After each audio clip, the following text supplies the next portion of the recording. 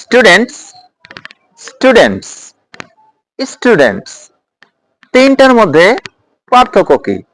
চলুন বিষয়টি ক্লিয়ার করা যাক। স্টুডেন্টস, এটা স্টুডেন্টস এর প্লুরাল ফর্ম। এটা সাবজেক্ট এবং অবজেক্ট হিসেবে বসতে পারে। প্রথমেই দেখা যাক সাবজেক্ট হিসেবে।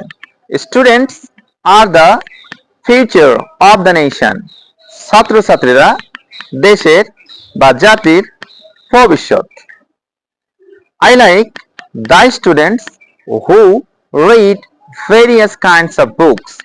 এই বাক্যে স্টুডেন্টস অবজেক্ট। স্টুডেন্টস, এই স্টুডেন্টসটি পজিটিভ। স্টুডেন্টস এর পজিটিভ ফর্ম, এটি সিঙ্গুলার এবং এটা দ্বারা একজন ছাত্র বা ছাত্রীকে বোঝায়।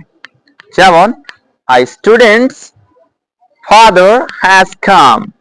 একজন ছাত্রের বাবা এসেছেন। সর্বশেষ যে স্টুডেন্টস, এটা একের অধিক স্টুডেন্টকে বোঝায়। যেমন some students bags are missing. কিছু ছাত্রের ব্যাগ খুঁজে পাওয়া যাচ্ছে না। আশা করি স্টুডেন্টস, স্টুডেন্টস এবং স্টুডেন্টস এই তিনটা। If you enjoy this video, please subscribe my YouTube channel Uncover English with Shamim. This channel will really help you to improve your spoken English. Thank you very much. That's all for today, and see some other lesson inshallah. Assalamu alaikum wa rahmatullahi wa barakatuh.